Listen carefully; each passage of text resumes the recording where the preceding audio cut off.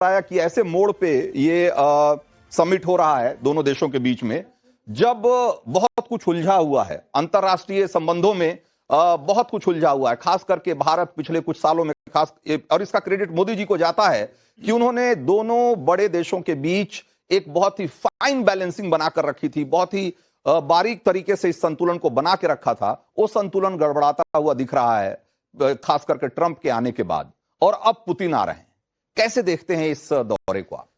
देखिए, बहुत ही दिलचस्प आपने सवाल किया है कि दुनिया का जो ऑर्डर है वो बहुत ही उलझा हुआ है, यानी बहुत ही फ्रेगमेंटेड ग्लोबल ऑर्डर है। लेकिन एक बहुत दिलचस्प बात यह है कि जब जब भी दुनिया उलझी रही है तब तक रूस और भारत बहुत सुलझे नजर आए। 1955 से लेकर के आज तक 70 साल के इतिहास में जब खुर्शियों की यात्रा भारत पर पद में हुई थी, उस समय भारत और दुनिया उलझी हुई थी। रूस भारत का एक स्वाभाविक मित्र है। स्पेशल और प्रिविलेज क्यों, थोड़ा सा मुझे समय दीजिएगा। ये 2 अक्टूबर 2000 का समय था जब पुतिन उस समय प्रेसिडेंट थे, और उसी समय आदरणीय प्रधानमंत्री जी, तत्कालीन प्रधानमंत्री अटल बिहारी वाजपेयी जी के साथ वर्तमान प्रधानमंत्री मोदी जी उस समय रूस में थे 2001 में। यानी कि जब पहले समिट हुआ, आज ये जो हो रहा 23rd समिट हो रहा है, इसका जो पहले समिट 2001 में रूस में हुआ था, उस समय आदरणीय प्रधानमंत्री जी मोदी जी वाजपेयी जी के साथ थे। यानी कह सकते हैं कि पिछले 25 सालों से ये दोनों नेता एक दूसरे को समझते हैं, जानते हैं कि जब दुनिया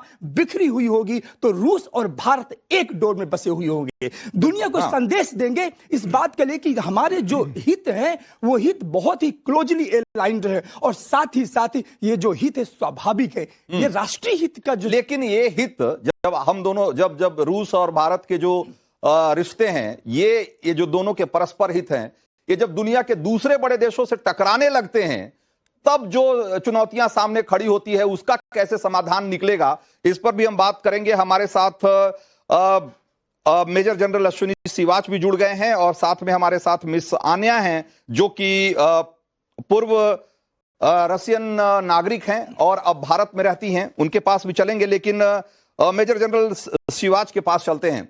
सर, ये जिस तरह के समय, जिस दौर में पुतिन की यात्रा हो रही है भारत में, और दोनों देशों की एक दूसरे से जिस तरह की आकांक्षाएं हैं, उम्मीदें हैं, आपको लगता है कि ट्रंप का जिस तरह का बर्ताव रहा है, हम उसको अचीव कर पाएंगे, एक दूसरे की उम्मीदों पर खरे उतर पाएंगे, या ट्रंप का अड़चन यहां भी कुछ गड़बड़ करेगा?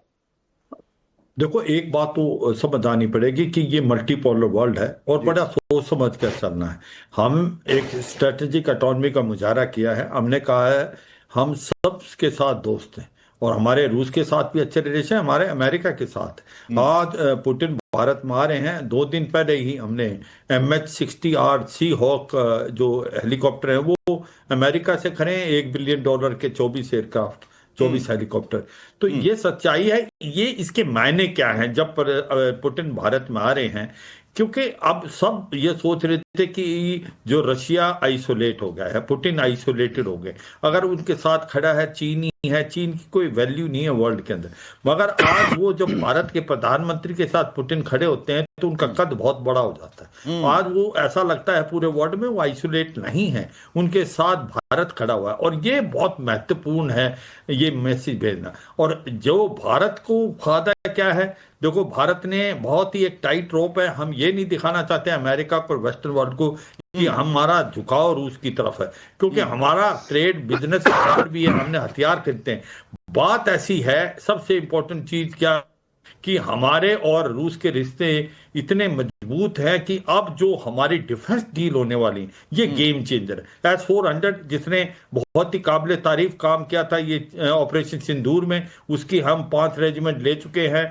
वो उसके साथ हम 3 से और 4 और लेना चाहते हैं। S-500 की बात हो रही है जो कि उससे भी बहुत बेहतरीन है, हाइपरसोनिक मिसाइल को भी रोक सकता है। वो एक प्रकार 5th एयरक्राफ्ट स्टेल्थ को भी रोक सकता है, उसकी बात हो रही है। फिर बात हो रही है आपकी Su-57, क्योंकि 5th जनरेशन एयरक्राफ्ट चाहिए, वो मुकाबला उसका F-35 के साथ है। मगर Su-57 का फायदा, मैं 10 सेकेंड, Su-57 क्यों बेटर है, उसका 1/3 उसके उसका transfer technology make in India बनेगा और बेहतरीन एयरक्राफ्ट है। तो ये सच्चाई है, ये विन विन सिचुएशन है, दोनों देशों को बहुत फायदा है इस मित्रता बिल्कुल से। भारत और ये रूस का time tested संबंध, है। बिल्कुल आपने कहा कि विन विन सिचुएशन है, इस तरह के रिश्ते रहे हैं, दोनों परस्पर दोनों के लिए लाभकारी रहे हैं, इसमें कोई दो मत नहीं है। लेकिन कमांडर वीके जेटली, एक सवाल लोगों के मन में उठता है कि भाई अगर रशियन जो टेक्नोलॉजी है, उसके हथियार इतने शानदार हैं और इतने घातक हैं, और रूस इतना बड़ा अगर मिलिट्री पावर है, तो आज तक यूक्रेन में इस तरीके से उलझा हुआ क्यों है? लोगों के दिमाग में सवाल बार बार उठता है। हालांकि वो उसके 50 अलग तरह की वजह हो सकती है, लेकिन जब भी बात करते हैं कि S-400, S-500, Su-57 और 75 तमाम बातें करते हैं, और फिर भी हम देखते हैं कि एक पड़ोसी देश में पिछले 4 साल से उलझा हुआ है। मुझे लगता है कि आपका जो ये प्रश्न है बिल्कुल सही है। शायद रशिया ने भी यही सोचा होगा कि मैं ज्यादा से ज्यादा 100 दिन के अंदर निपटा दूंगा यूक्रेन को, उसने भी सोचा होगा, लेकिन शायद उनको भी अनुमान नहीं था कि यूक्रेन के पीछे भी कई शक्तियां लगी हुई हैं जो उसको सपोर्ट कर रही हैं, चाहे वो यूरोपियन देश हो, चाहे वो अमेरिका हो। तो उनकी अगर सपोर्ट जब तक यूक्रेन को मिलती रहेगी, तब तक रशिया के लिए इतना आसान काम नहीं है कि वो पूरी तरह से यूक्रेन को घुटनों पे बल पे लेके आ जाए। तो इस प्रकार से अमेरिका अभी भी परोक्ष रूप में उसको हथियार सप्लाई कर रहा है, यूरोपियन यूनियन के देश उसको सपोर्ट कर रहे हैं, नाटो के देश जितने भी हैं वो चाहते हैं कि भैया तू नाटो में आएगा ही आएगा, हम तुमको लेके रहेंगे। इन सब चीजों को ध्यान में रखते हुए यूक्रेन अकेले नहीं है, यूक्रेन के पीछे बहुत ताकतें हैं, बहुत देश हैं, इसके कारण से वो इतनी लंबी दूरी में उलझ कर रह गया है। लेकिन रूस के साथ जो हमारे जिस तरह के रक्षा संबंध रहे हैं, उसमें भारत को हमेशा से ताकत मिलती रही है, इसमें कोई दो मत नहीं है। और मेजर जनरल एसपी सिन्हा, जब हम बात करते हैं कि भाई हमें रशियन फाइटर जेट और जो एयर डिफेंस सिस्टम है S-400, S-500 की जरूरत है, और S-400 ने कितना शानदार काम किया ऑपरेशन सिंदूर के दौरान, ये पूरी दुनिया ने देखा, उसकी ताकत, उसकी क्षमता से पूरी दुनिया वाकिफ हुई।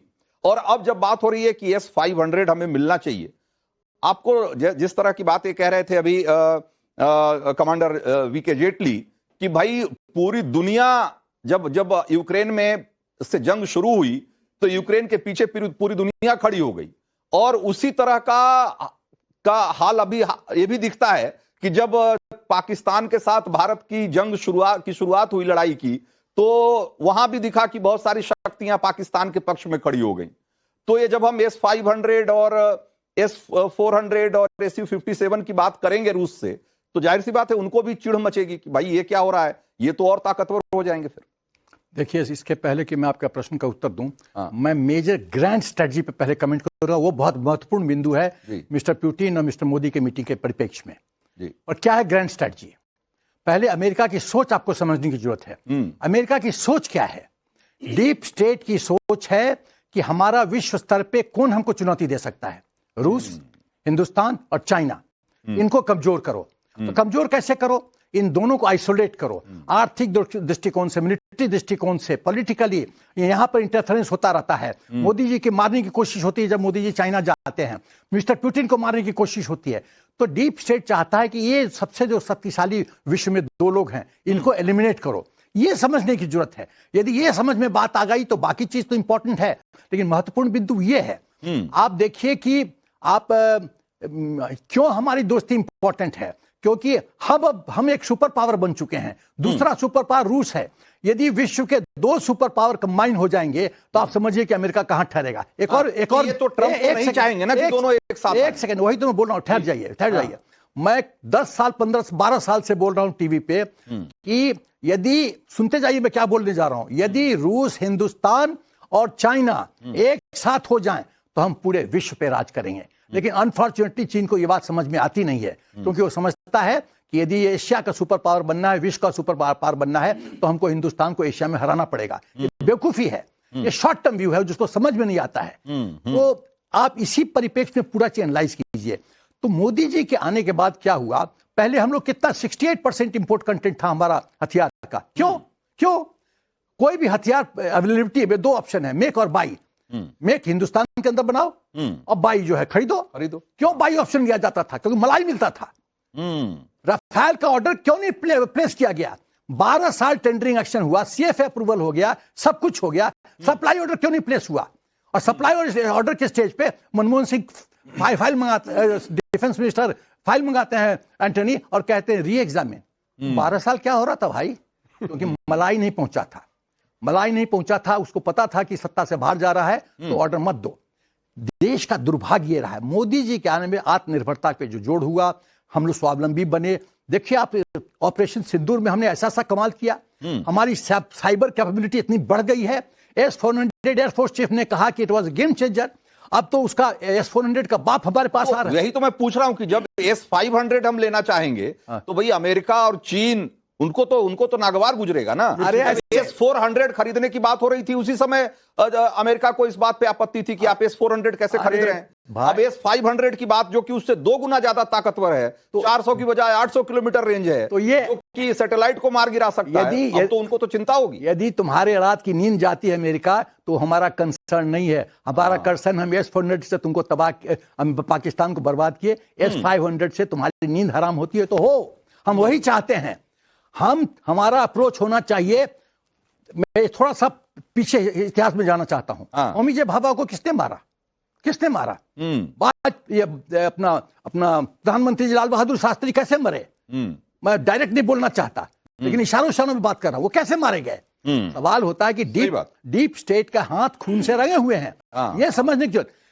अमेरिका कभी भी हमारा मित्र नहीं बन सकता। हमको बॉक्सिंग ग्लव पहन के कुंफू पोजीशन में होना पड़ेगा, गार्ड रहना पड़ेगा, नहीं तो हम कष्ट में आ जाएंगे। सही बात। तो डॉक्टर पीके मिश्रा, ये जो फाइन बैलेंसिंग है, ये